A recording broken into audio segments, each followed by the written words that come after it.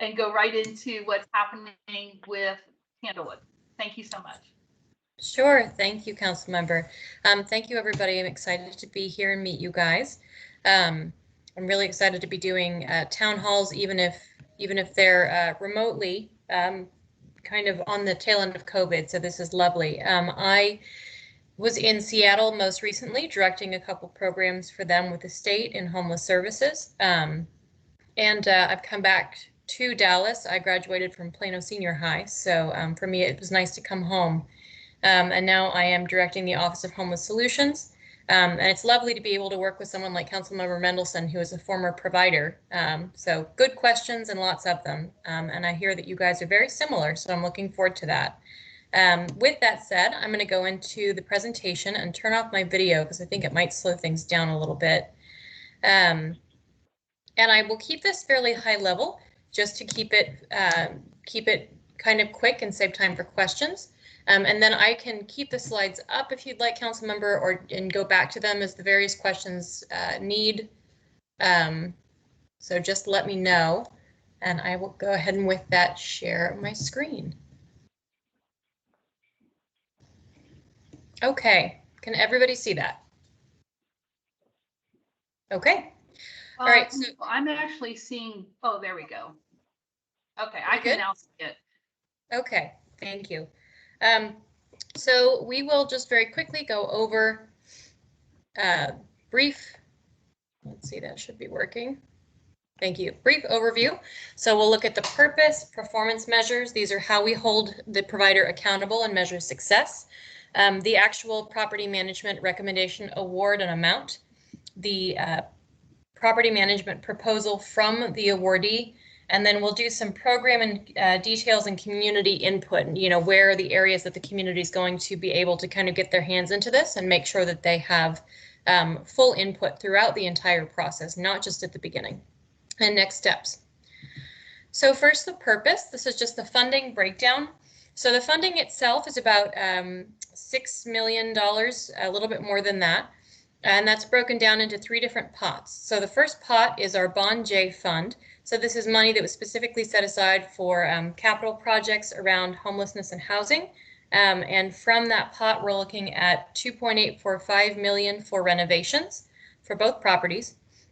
And we'll go into why that's necessary in another slide. And then we're looking at the 2020 CARES Act Relief Funds ESG. And so this is emergency service grant that was done through the CARES Act, and that funding is about $2.378 million, well, 79 if you're rounding up. Those funds expire September 30th, 2020. That's just the government expiration date put on the CARES funding. And so at that point, because it is a 24-month program, the American Rescue Plan Act will pick up just under $1 million of the rest of the program. And that says subject to appropriation, because we do not have the final fiscal note from HUD, so Housing and Urban Development, yet, because the funding is newer. So we expect that to come around, I would say, August, September. I've been told both. So those are our funding buckets that they break down into. The performance measures, we have got the performance measure and then the methodology behind it, which is just a bit more detail. So we're looking at number of people served, being placed into housing in 6 months, and then that breaks down into housing placements. Where are they going? Housing retention, have they remained in housing after 6 months? Now, of course, we'll be checking in. I think all providers would love to check in beyond that, and probably do, but a lot can change in a year. So 6 months is a pretty good benchmark for knowing that you'll still be able to reach out to most people. A lot of them are still in case management. And so that's a good benchmark to just kind of check in on where people are. Case management is a 1-to-20 ratio. Now, 1 to 20 means 1 case manager to 20 folks. Obviously, with each provider, that's slightly different. And so I'll go into how that works here. There are far less than 20 folks, and 1 case manager in this particular instance actually means a specialized team supporting a case manager. So it's a lot more than just a 1 to 20. There are also specialized services that people will get tailored to their needs. And then utilization rate, HMIS, is Human Management Information System. So that is a system that anybody who receives HUD funding uses. So everybody's on the same database, and that is where we will pull the performance data from.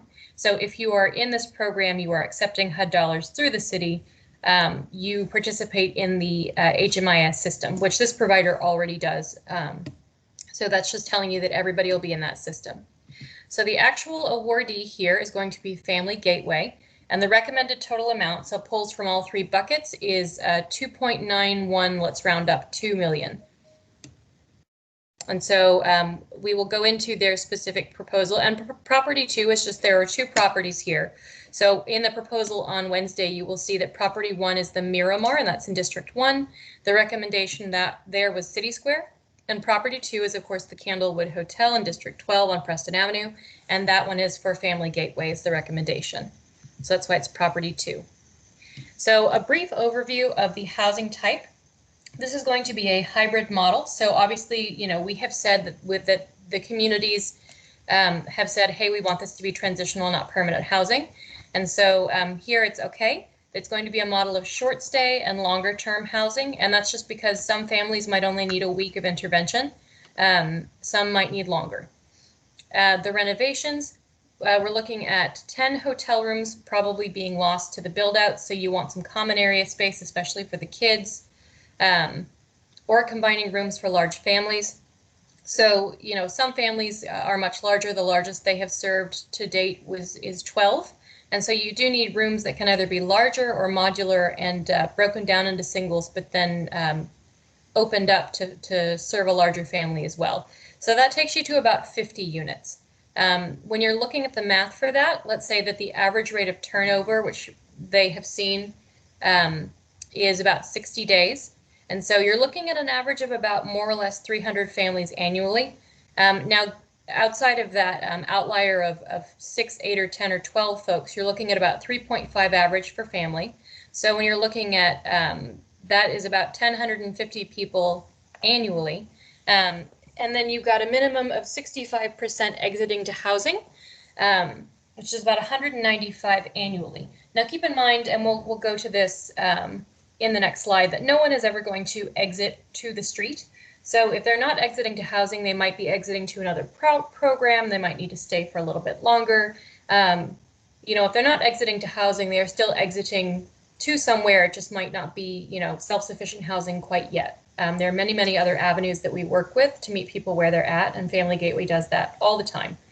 But within 6 months, you're looking at approximately 95 families, 3.5 members per family. That's roughly 330 individuals within the first 6 months. And that renovation right there, that's why when I said we would talk about why the bond dollars are necessary, that's because we're taking a hotel and we're making it not only family friendly, so that's kids safe, but also building out units so that they can serve the needs of the families, which vary in size. So program details and community input. You know, I have talked with a council member on this, and she has let me know, you know, here's some of the concerns that my community has and things we really want to talk about. And so we've done our best to address those here for you guys. So how is someone housed?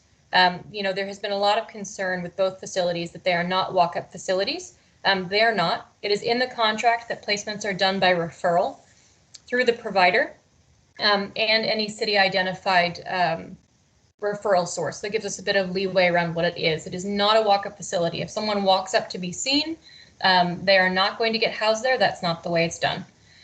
So specifically with Family Gateway, though, the way that eligibility for services works is that there's a resource center that they can have an assessment at, or they can have it over the phone or video conference to really meet folks where they're at. But again, it's not, the assessments are not done on site at this particular location. No one's going to be walking up for an assessment. And of course, first you want to try and divert people from shelter if any other solution can be found. And so you see a couple of them there. And one of the reasons for that, just pragmatically, aside from also trying to make sure that people can find an easier solution to homelessness, is that to be sheltered here or to be taken in, you do have to meet the HUD definition of homelessness. And that means no alternative options have been identified. You've exhausted all of your own resources, no family or friends to move in with, and 30% below the area median income, well, at 30% or below. So you really are truly in need of service if you are coming to this location. There was also some concern around panhandling, and that's just not something that has been a problem that Family Gateway has experienced, because if they're not receiving food benefits to pay for groceries, they have meal support along with housing and job assistance at this facility. And then we'll talk about, okay, and I had said that no one's ever just going to exit the program to the street. And so we went a little bit more in depth and said, okay, well, for Family Gateway, what specifically happens if someone involuntarily exits the program? Let's say that they're just not complying with the rules, it's not working for them, or in worst case scenario, someone becomes violent and it's no longer safe for the rest of the family. So there's a practice of never exiting to the street because Family Gateway recognizes the impact that has on children of being removed from the stabilizing environment. So if removal is necessary, they're going to be provided with other options, but those options are working with a partnering program if there's more notice, identifying housing with friends and family. If it really is an immediate need, they can be put up in a hotel for a few days, but they are never, ever just going to be sent to the street. They are going to be rehoused somewhere in a sustainable, sensitive, respectful manner. How it works with schools, McKinney-Vento Act, you guys might be familiar with, protects families with children experiencing homelessness. So this allows children to continue in their schools if the family desires to do so. So transportation is then coordinated with by the closest ISD to each facility, and they coordinate that, and they're transported to the school. If they are at the hotel and there is not a school that they want to go back to, then the ISD assigns the child to the assigns the child to the appropriate nearby school. With the Good Neighbor Agreement, so this really gets into the community input, and the two things we have for community input are the Good Neighbor Agreement and the Specific Use Permit. So Good Neighbor Agreement is something that is contractually required. It is an agreement between the provider and the community to keep the premises and surrounding areas secure and clean, number one, but also to work with the community to address neighborhood concerns. Family Gateway has a board that does this called the Community Engagement Committee. So they will be working with folks around there on everything from, hey, the grass is too high, or I'm worried about somebody being too loud at 10 o'clock at night, to we'd really like to volunteer, and how could we best do that? They are really happy to work with anybody, and so that is their way in. And then on the other side, Specific Use Permit is a zoning mechanism. So right now the hotel is zoned commercially, so it will have to be rezoned. One of the things that can be done as an attachment to that, that I have been told by the council member is something that you guys would like to do, is a specific use permit. So this is a zoning document that the provider, in partnership with OHS, so we will work with them on this, puts in with their rezoning application, and it says, hey, this is the number of trees we're going to have. This is what our parking lot will look like. No visitors after a certain number of hours. So it really is something that can be shaped with community input on what you would like the property to look like if there are certain concerns. And then once that is done, it goes to the Planning Commission, and they have about 2 months to approve it. And of course, they can work with the community during that time to make sure they're getting everything right. And then it goes to council from there, and then council votes on it. So SUPs are up for renewal in general every 2 years. So if they've been a good partner, so Family Gateway is doing a stellar job, community loves them, everything's great, 2 years go by, it's up for renewal, generally it just gets renewed. But let's say that for some reason something has not gone well, they're not holding up their end of the bargain, or it's just really loud at midnight all the time. Neighborhood complaints have gone to the provider and not been addressed, have then gone to me and not been addressed. At that 2-year mark, if 20% of folks object to the re-up of the SUP, then it triggers a general vote at the council level. So for anybody who was on, and council member, correct me if I'm wrong, but I believe it was last Wednesday, the zoning talk about Aldrich House. That's what happens when a 20% objection triggers a vote. So that's a good example of that. So there is a lot of room for continued community input here. Okay, so that takes us to our next step slide. And this is talking about, next steps are today, actually, we brought this before the Citizens Homelessness Commission as an action item. And I'm happy to say that it was unanimously voted on to approve as an action item and recommend to City Council. Which just means that we brought this in a great detail. We brought both proposals to them for both properties, and they recommended those to council. So the next item is on June 23rd, this Wednesday. Procurement Services will bring this forward. They're going to do that because they actually are the ones who have done all of the contract negotiations, acting as kind of a go-between for us and for the partner. And a reason the partner cannot be here tonight actually is because they're not legally allowed to talk about any of this or interact with us until the vote has happened. So procurement will do that, and then upon City Council approval, the rezoning process will start, and then that's where the SUP comes in. And so that is the end of my presentation. Council member, do you want me to leave these slides up or take these down? Well, let's take them down for now, and if we need to pull it back, we will. Okay. So I first want to invite everyone, feel free to start putting any questions you have in the chat so that we can address those as we go. I do want to talk about a couple different things. One is in the e-news, you probably saw that there's some staff changes happening for District 12 staff. And the first big announcement would be about Navaz.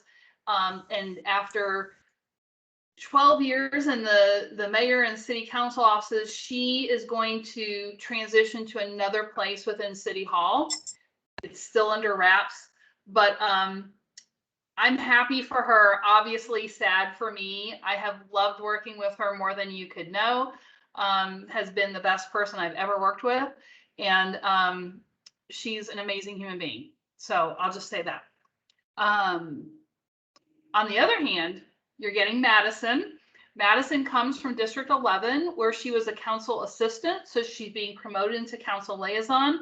She has fantastic, glowing recommendations, including by Navaz. And she is on the call now. And I'm wondering, where's your camera, Madison? You want to say hi?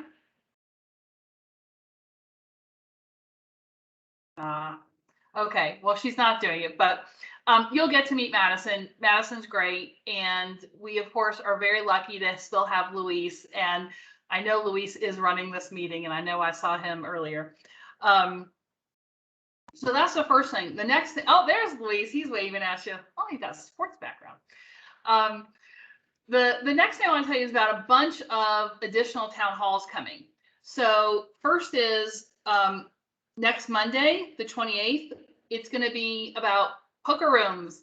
If you live anywhere near the Bench Tree area, these are of greater concern maybe to you, but certainly they affect the whole city. The Three Forks location and the former UFIT are both being considered for poker rooms. And I'm doing this in conjunction with State Rep Matt Shaheen. I had a discussion today with the Collin County District Attorney's Office, and there are some additional things to be able to share and answer questions. The location is still to be determined. It'll go out by email and it'll be on social media, but just want to let you know to reserve that. It'll be in person. Oh my God, it'll be our first one.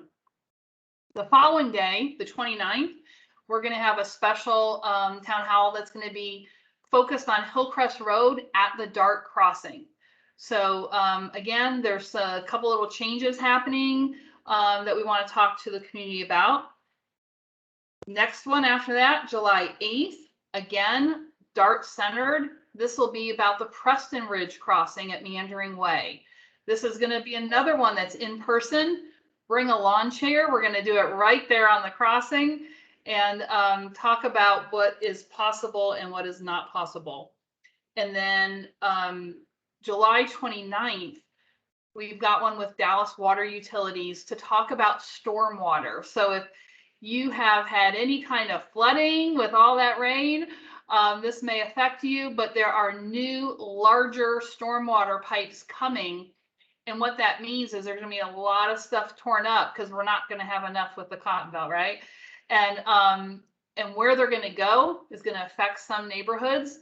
So again, want everyone to see the map, see what's coming. It's a giant investment by the water utility. However, it's going to affect us.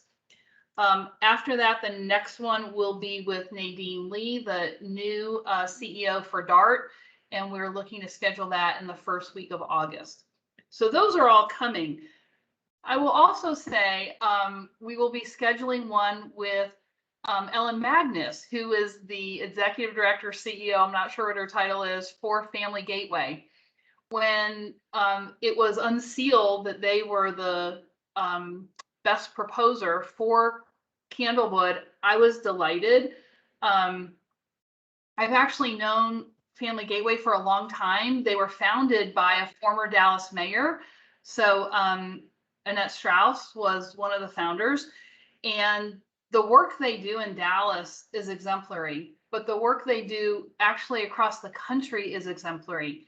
And it wasn't always like that. What they've been able to do with data, what they've been able to do with their outcomes, and really compassionate, smart work makes me so happy to welcome them to District 12. They will actually be the very first nonprofit to be housed in District 12. Isn't that shocking?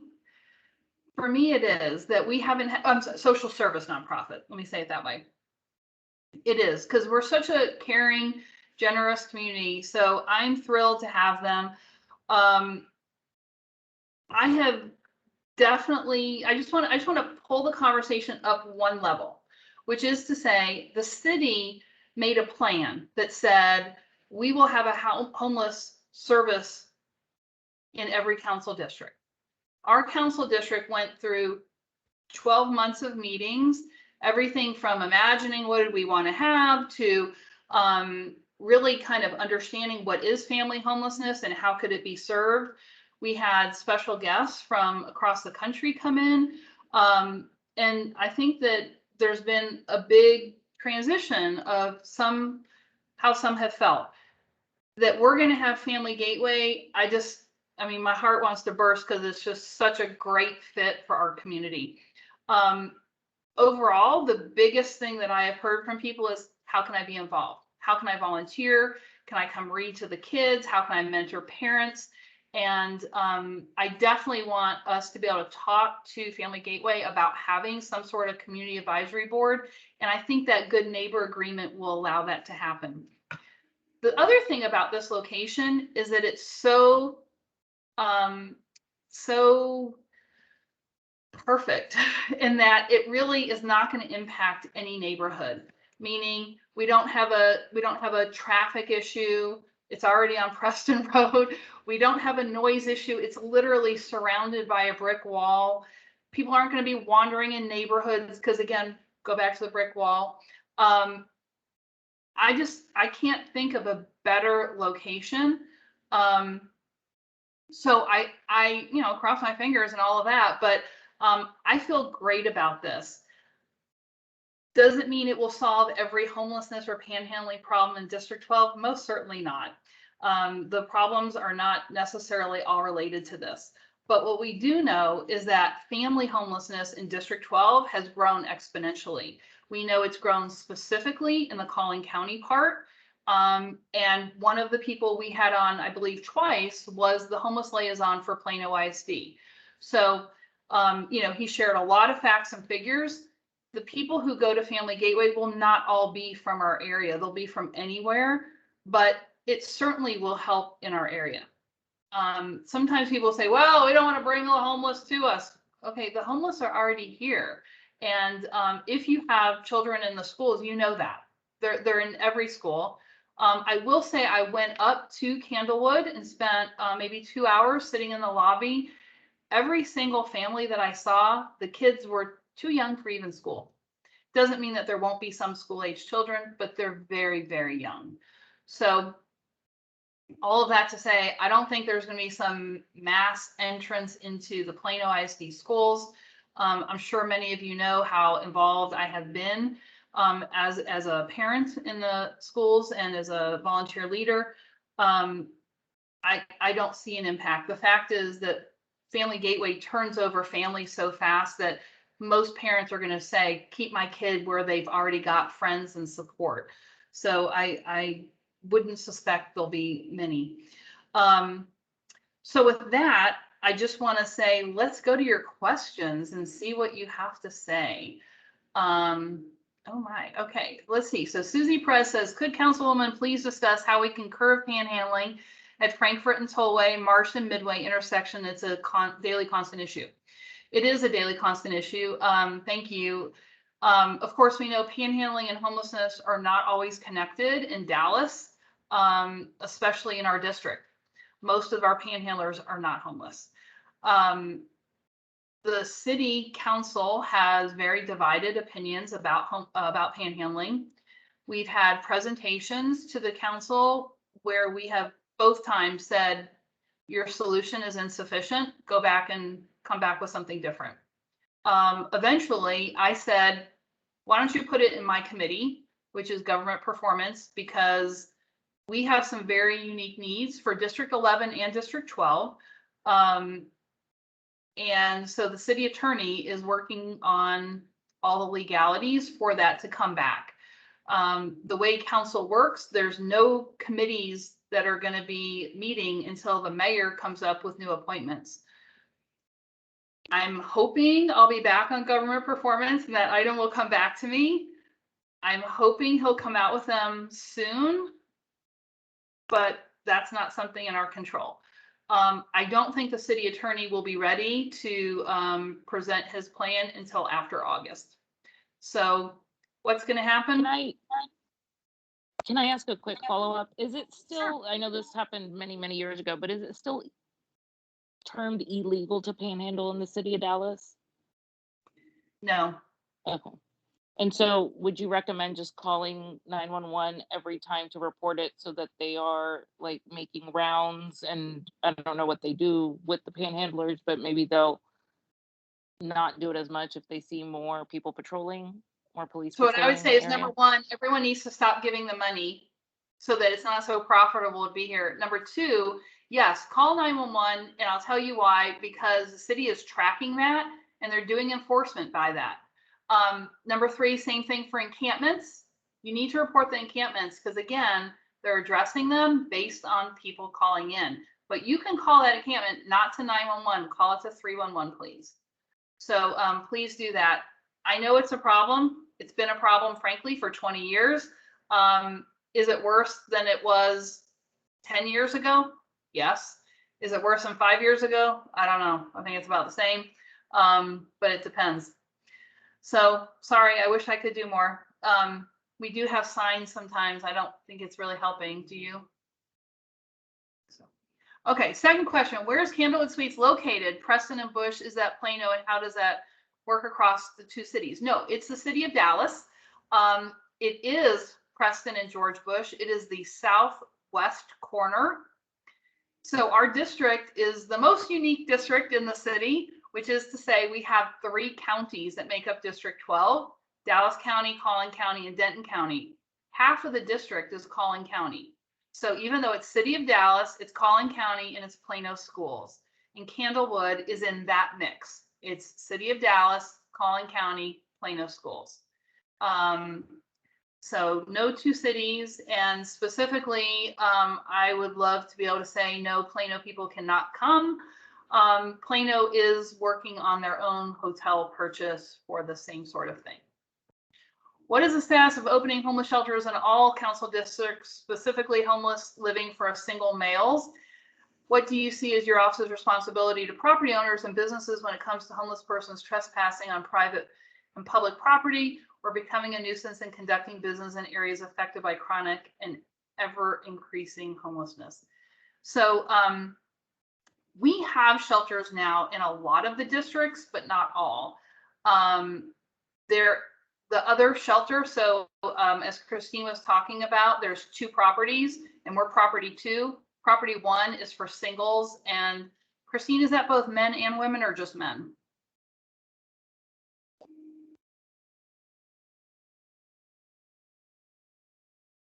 Okay, well, she's not answering. I think it's both men and women. but we'll see if she comes back on. What do I see as my office's responsibility? I'll say my responsibility is I am very compassionate about homelessness. I'm formerly a homeless shelter director, amongst many other things that I have done both professionally and as a volunteer. But I also strongly believe in enforcement and people's property rights. So if somebody is camping on your private property, please call the police and have them removed. And council member? Yes. It's both men and women. Sorry, my mute button was frozen. No problem. Okay, Councilman Mendelsohn, yes. that question was meant for the director. I know your position. I wonder what she thinks her office's responsibility to us as the citizens. Okay, well, Christine, that's for you. Did you hear that question? I did, but I'm trying to scroll back up, but This is from Bill Hoyt. It's 721. Okay, I have got it, yes. So thank you for the question, Mr. Hoyt. So this is something, we work every day with public and private entities. And I think, the thing is, it's multi-departmental. We work with code compliance, sanitation, to make, and several others to make sure that this is approached holistically. And so for OHS, it is really to make sure that folks are given appropriate resources for shelter and moved. And, I think it all coincides. There are obviously folks being outside is not healthy. That's not a healthy way to live. It doesn't wrap them into sustainable services. And it's also antagonistic for property owners. And sometimes we also have situations where there might be drug use, or someone's trying to stay warm and accidentally lights a fire that goes a little bit farther than it should. So, we really want to make sure that everybody is safe, and people camping out in public is just not safe. So we are working on ways to, sustainably and humanely clear encampments in a way that is not going to just move them down the road. And we understand the frustrations that business owners have, and we're really happy to work with anybody who wants to talk to us. We will meet with you. We'll come out and walk the site with you. Happy to do that. Well, just for data, in 2016 and prior in this area, there was 4 criminal trespassing incidents in an entire year. Since your office was established in 2017, there's been like 60 a year. So I don't know that we're moving in the right direction. Thank you for that. Yeah. I can provide those facts to you separately if you want. Okay, thank you. And that is something that we are holding ourselves accountable on. So I'm not shying away from those numbers. We have to make it better, and we're going to start here. Okay, well, Christine, I think the next one's for you also. Jack Knox is asking, what actions is the city of Dallas taking to restrict panhandling in the city? It's my understanding that it's currently prohibited. However, there appears to be little enforcement. So I can say that actually, and I'm not sure if the attorney's office doesn't like, legal opinions are theirs, but from what I understand, it has been ruled to be a protected First Amendment right. So you cannot actually physically ban someone from panhandling, but you can certainly discourage it, and that is something that, again, multi-departmentally we are looking at. And for my part, what Councilmember Mendelsohn said is at the crux of it. First of all, don't give people money. I think a lot of it is an education piece. We have seen punitive measures, and I think, a lot of the time you can put signs up, you can threaten people, and that might not do as much as just educating folks about where to give sustainably instead of handing out money on the street corner is going to do. I think that's much more sustainable, and that's something that we're looking at to send back to the committee, where I'm hoping Councilmember Mendelsohn will be. Thank you. I will say that it is illegal to have a pedestrian in the roadway, so they can get a ticket for that, but of course they would just move before the police would give them a ticket. So there's a lot of enforcement problems, and that's why the city attorney's office is in the unusual situation of drafting our panhandling ordinance. but I think they're doing a good job. And I think it's been, you know, sort of interesting work for them, but important work for our city. And hopefully we will get something we need. So the next question is from Mac, and he's saying that he tried to use the 311 app to notify the city about crossing buttons at a number of different intersections that aren't working. And I'll tell you, the 311 app is great for certain things and not great for others. And it may be that there's not an option on the app for that specific thing. You just have to call and tell them directly. And what they would do then is they're going to contact the transportation department, and they are the ones who will go out and fix it. So thanks for letting them know. And we do want to get those fixed. So thank you for that work. What's the city of Dallas doing to address homeless encampments across the city? So it's kind of the same question, but a little bit different. Did you want to take that directly, Christine? Sure, yeah. You know, this is something that right now, because of COVID, our current stance is, you know, we don't want to, we're still just actively cleaning a lot of sites, making sure that the debris does not pile up, because the CDC guidelines say that, you know, you shouldn't be moving people around because it can create more risk of COVID. However, there are a couple caveats. If an encampment is on parks land, that is an immediate grounds for removal, because obviously that creates a health and safety hazard. That's heavily trafficked area. It's not safe for pedestrians and people utilizing it, and it's not safe for the people who are attempting to camp there. And then in that similar vein, if something is creating a health or safety hazard, so let's say there's fire, drug paraphernalia, you know, someone is shooting, or in the case of you know, over on 75, sometimes they are literally about to be into traffic. You know, those are grounds for immediate removal because it's just not safe. So as we open back up post-COVID and those emergency CDC guideline orders go away, we are looking at ways to more humanely and sustainably solve encampments instead of just doing this. So actually in the TC Taking Care of Business memos, if you read those, you might see that OHS has been doing more in-depth engagements with a lot of providers in the area. So we'll look at one of the larger encampments and really kind of do engagement there, 1 or 2 visits per week for a couple of weeks to really get down to more details with those folks. And of course, that doesn't neglect the other smaller sites that we are cleaning up as we go. Well, I do think our interest is going to be in immediately resolving smaller sites so that they don't turn into bigger sites in District 12. Yes. Christine, if I can ask you to start reading question from Gay Silver at 7:32, I'm going to just jump ahead and answer those while you're thinking of that answer. Luis, thank you for posting the link for 311 for reporting the panhandling and encampments. Gay is also asking, where's property 1 located? It's the Miramar Hotel down in District 1, so it's off of I-30. And you can see that Christine is saying that Miramar takes both men and women. And Fred is asking about how many other Candlewood properties have been purchased for use as homeless shelters in Dallas and other Texas cities. I think it's Austin has one that they also purchased. They did not want to sell this property, I will tell you, but we made them. No. Okay, so for Gay's question at 7:32, Christine, you want to answer that? How are families screened and approved for acceptance into what would be the Family Gateway program? And what's an example of a situation for a family faced with homelessness, and how common are alcohol and drug abuse issues? Sure. And you know, a lot of that I would actually prefer to defer to the provider who cannot answer right now. But I can take that away and bring it back. What I can say, though, as far as families being screened and approved, so that goes through their referral process. They do an assessment. And, you know, again, as I said on the slides, they have to make sure that they are actually homeless or about to be homeless, have exhausted all other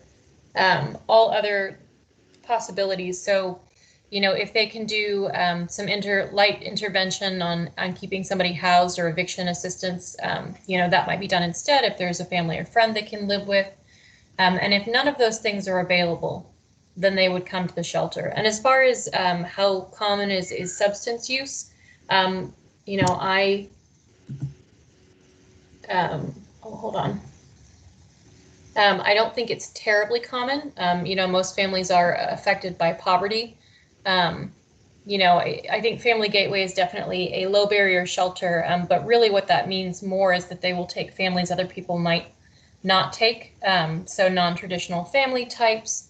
You know, if there is someone who has an older child but still cannot, you know, that needs help, I think that might be a non-traditional family type. But the drug use and alcohol use are actually not that common.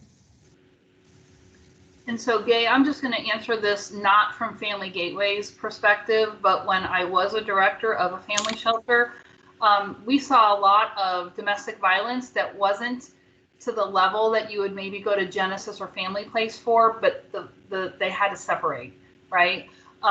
Death, divorce, some drug or chemical dependencies, or people who were not on the medications that they should be to help maintain stability. But mostly a lot of generational poverty and a lot of series of unfortunate events. And I think most people can sort of self-resolve one unfortunate event, maybe even two, but when it's thing after thing after thing, it throws people off into a place that you can't pull yourself up by bootstraps, where you actually need help. And whether that's you need help, you've got to finish your education. You need help, you've got to get skills training because now you've got a family and they're counting on you to be able to pay rent and food and provide for them. And you're making, you know, $7.25 at Walmart. So, you know, you've got to figure out a way to help these families get back to independence. And I know that was something I was heavily involved with. And one of the reasons I'm so delighted for this to be Family Gateway is that is the same mentality of helping people regain that stability and independence. For Luis, he's got that again. Okay, let's see. I think we are down to, did the city really pay $3 million for a property that was assessed for $800,000? Joe, it's a great question, and I'll tell you what, the biggest question is why is the tax appraiser putting the value so low? It's a problem, and as we've looked at properties all over the city, you can see that the appraised value is so much lower than what they're willing to sell it for. And the commercial properties have been able to do that because what they do is they open up their books and they say, well, this is how much that we've gotten in revenue, even though the value is so much higher. So we've got a problem with our appraisal districts. Martha is saying you can use the other on the app. This is for the 311 app. Okay, y'all are not asking a lot of questions tonight. I warned them that there'd be a lot of questions. Let's see. We're at 7:48. Tarek, I see you're on. You don't have any questions? Oh, you're on mute. I'm getting ready. You're getting ready with your question. Okay, I love it. Okay, let's see. Bill's got one. It's for Christine. It says the goal should be to get every homeless person into a shelter and off the streets. I've heard from the police and caseworkers that many single young homeless persons in our area refuse help even when their help is offered and available. Do you have any data on homeless persons who are actually working a traditional job in our area? That is a good question. And, you know, there are some people who refuse help. I will say that, you know, a lot of the help we have right now routes through emergency shelter, and that is not necessarily for everybody. That's part of why we're so excited to have these transitional facilities like the one Family Gateway is going to run for people who just need a little bit more help, but would not want to route through an emergency shelter. We need a lot more of that. And as far as data on a homeless person working a traditional job in the area, you know, I don't have a specific data point, and I think that would actually be prohibited by privacy. I probably wouldn't be able to share that, but I think it's a good statistic, and I think Councilmember Mendelsohn and I had talked about this before, is if you look at the number of kids at any particular school who are on free and subsidized lunch, and I think that's a very eye-opening number. Yeah, that number is really high in our area. I don't know if you guys realize that all of the Plano schools are Title I schools, meaning they have a preponderance of kids that are low income. And actually, when you scooch over a little bit to the west, our Carrollton Farmers Branch schools, the number is in the high 80s. So it's very, very high. Let's see. Someone's asking for estimates on the number of homeless in the city of Dallas. I think Christine and I would not agree on this number, so I'm going to let her give you an official number. And I need to actually scroll down to that question, make sure I'm answering the right one. It was, what are the number of homeless people in Dallas? Yep. Well, I think that's a tricky thing. When we look at the point in time count, which was done this year over a series of days instead of a particular point in time, we see that it's a little bit above 4,000. That is to include people who are actively in shelter but don't necessarily have somewhere stable, so they would still be looked at as homeless. I think anecdotally it is higher. We just don't have that data. I think the variance there is in how much higher do we think it is. So the reason why I'm going to disagree is I'm going to say that there's over 1,200 records that were added to the homeless information system in the past year. So more than 12,000 documented encounters with people who experience homelessness. Now, they didn't all need shelter. They didn't all stay a long time, but homelessness is much, much more widespread than what we want to believe. And I don't even think that includes a lot of people who are homeless in their car, especially moms with kids. So moving on to Kevin Mensing saying it's not a problem with our appraisal district's residential properties. They're being taxed at very high increases every year. Amen, I agree. The difference is that, of course, we have MLS and the sales are public for the most part, and the commercial properties do not have a similar situation. So sadly, that means that there's a lot of deals being made on the commercial side that they are not up to date on. Joe is asking about the city's relationship with the St. Jude Center at Coit and LBJ. You want to talk about that, Christine, or happy to? Sure. Where did it go? I'm sorry, you guys. My Teams is slower than I would like. I'm trying to get it down there. Are we talking about? Sorry, you just read the question and I couldn't. It kind of blanked out a little bit. About the St. Jude Center at Coit and LBJ.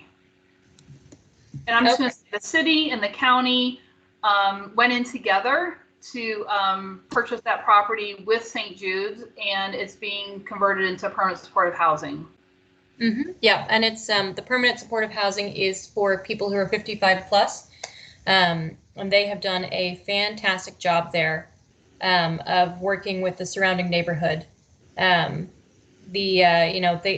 good neighbor agreement there has really done well, and that's a shining example of what we want for other providers to really partner with the community in a lasting way. I know they have a ton of volunteers all the time, and it's really going well. And Christine, I'm sorry, I didn't think that the St. Jude Center at Coit and LBJ was for seniors. I think that's the one in Jennifer Gates District, isn't that right?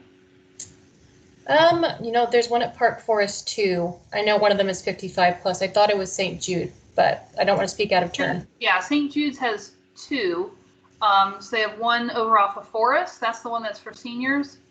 Yes, that's the one that's the one I'm talking about, because I pass that one every day. So okay, so this is the one at Coit and LBJ at the High Five. It's the new one that we have worked on since COVID. Mm-hmm. Yeah, and that one is together, and they're renovating it for permanent supportive housing. I don't think there's an age restriction on that. No, there's not. Okay. Tarek is saying commercial appraisal throughout Texas, our city in particular, a building appraised at $180,000, the design district sold for $1.1 million. It is a problem. It is 100% a problem, and we are paying way too much property tax as homeowners because of that. Kevin says if a commercial property owners are finding a loophole in taxes, we need to give the same consideration to residential. Really, we need our state reps to change this whole process, is my opinion. Randy's saying, are there any stats, percentages of homeless distribution by age groups? Are homeless tending to be young, middle-aged, older, etc.? I'm happy to talk about that. So yeah, it's, you know, again, we're looking at the data that we have, and it may not be perfect, but we're looking at the state of homelessness address, which comes from the point in time count. And even without that, I can say that, you know, we know that the majority of folks we have out there really skew towards single males who are middle-aged and African-American. And so there are other populations out there. Obviously, you know, we still have youth, families, they're all equally important. I'm never going to say that they aren't, but the largest preponderance out there is that single kind of 30 to 55-year-old male. And then, of course, we have the senior population that is aging in place. So there's one question left. We have 5 minutes left. I think this is the core question, and it's this. Bill is saying, I don't understand why a homeless person can refuse assistance when offered. If they don't like the temporary shelter and a bed is available, don't live on the street. I mean, this is where I say I'm for enforcement. Like, if we have shelter space available and you are encamped, either you're going to jail because you're on either the public or private property, or you can go to shelter where you can then find your way in life. But you don't get to just decide this is your new space to live. And I think that's what Bill is saying. And I guess the question is, why isn't there more enforcement? Mm-hmm. And, you know, it's not something, I obviously cannot speak on DPD's behalf. But, you know, I think it's interesting because obviously we have the new camping ban bill coming down from Austin. And it doesn't replace ours. It says that, you know, it shouldn't replace an ordinance that's coming down. It can just, if there's one that's not strong enough, this one comes into effect. But really what it intends to do is that enforcement piece, but in a way that says, hey, instead of going to jail because you're just going to come back out in 2 days, go back to the street, but now you have a cost you can't afford, let's get you to community court or a sobering center. What is a way we can divert you into assistance?